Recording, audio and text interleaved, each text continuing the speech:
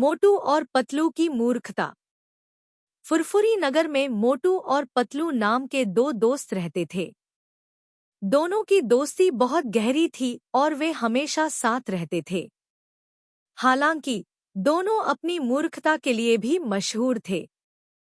चाहे कोई भी काम हो, दोनों अक्सर उसे गलत तरीके से करते थे और मुश्किल में पड़ जाते थे। एक दिन मोटू और पतलू ने सोचा कि क्यों न वे शहर में एक दुकान खोलें। वे दोनों बहुत उत्साहित थे और तुरंत अपने विचार को अमल में लाने के लिए तैयार हो गए। पतलू ने कहा, मोटू, हमें एक ऐसी दुकान खोलनी चाहिए जहां हम हर चीज बेच सकें। मोटू ने सहमति में सिर हिलाया और बोला, हाँ पतलू, हम हर चीज बेचेंगे, चाहे वह खाने का सामान हो या खिलौने। दोनों ने मिलकर एक दुकान किराए पर ली और उसमें तरह तरह का सामान रखना शुरू कर दिया। लेकिन उनकी मूर्खता के कारण वे सामान को सही तरीके से व्यवस्थित नहीं कर पाए। उन्होंने मिठाइयों के डिब्बों को खिलौनों के साथ रख दिया और सब्जियों को कपड़ों के साथ। इससे ग्राहकों को बहुत परेशानी हुई। पहला ग्राहक आया और उसने पूछा, भाई, मुझे 1 किलो आलू चाहिए। मोटू ने इधर-उधर देखा और आलू की जगह उसे टॉफियों का डिब्बा पकड़ाया। ग्राहक ने हैरान होकर कहा, ये क्या है? मुझे आलू चाहिए, टॉफी नहीं। पतलू ने भी मदद की कोशिश की, लेकिन उसने आलू की जगह प्याज पकड़ाकर दे दिया। ग्राहक गुस्से में दुकान छोड़कर चला गया। दूसरा ग्राहक एक खिलौना खरीदने आया। उसने कहा, मुझे एक कार वाला खिलौना चाहिए। मोटू ने उसे कार की जगह एक गुड़िया पकड़ा दी। ग्राहक ने हंसते हुए कहा, मुझे कार चाहिए, गुड़िया नहीं। पतलू ने फिर से मदद करने की कोशिश की, लेकिन उसने कार की जगह एक रिमोट पकड़ाया। ग्राहक भी निराश होकर चला गया। इस तरह कई ग्राहक आए और मोटू पतलू की मूर्खता के कारण सब निराश होकर लौट गए।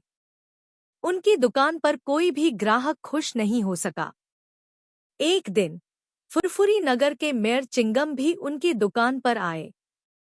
उन्होंने देखा कि दुकान में कोई भी चीज सही तरीके से व्यवस्थित नहीं थी। चिंगम ने कहा, मोटू पतलू, तुम दोनों को सही तरीके से दुकान चलानी नहीं आती। तुम्हें थोड़ी समझदारी दिखानी चाहिए। मोटू और पतलू ने अपनी गलती समझी और चिंगम से मदद मांगी। चिंगम ने उन्हें समझाया कि सामान को कैसे सही तरीके से व्यवस्थित किया जाए। उन्होंने सब्जियों को एक जगह, मिठाइयों को दूसरी जगह और खिलौनों को तीसरी जगह रखने की सलाह दी। मोटू और पतलू ने चिंगम की बात मानी और दुकान को सही तरीके से व्यवस्थित किया। अब ग्राहकों को जो भी चाहिए होता, उन्हें आसानी से मिल जाता। धीरे धीरे उनकी दुकान पर फिर से भीड़ बढ़ने लगी और ग्राहक खुश होकर लौटने लगे। मोटू ने पतलू से कहा, पतलू, हमें अपनी मूर्खता से सबक मिला। अब हमें समझदारी से काम करना चाहिए। पतलू ने मुस्कुराते हुए कहा, सच में मोटू, हम हमेशा अपनी मूर्खता से ही मुश्किल में पड़ते हैं। अब हमें समझदारी से काम करना होगा।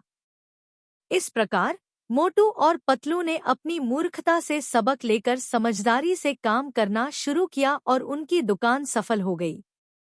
उन्होंने सीखा कि किसी भी काम को सही तरीके से और समझदारी से करना चाहिए। उनकी मूर्खता ने उन्हें एक महत्वपूर्ण सबक सिखाया, जिससे वे आगे की जिंदगी में हमेशा समझदारी से काम करने लगे। अंत। Comment, share and subscribe my channel for cartoon video.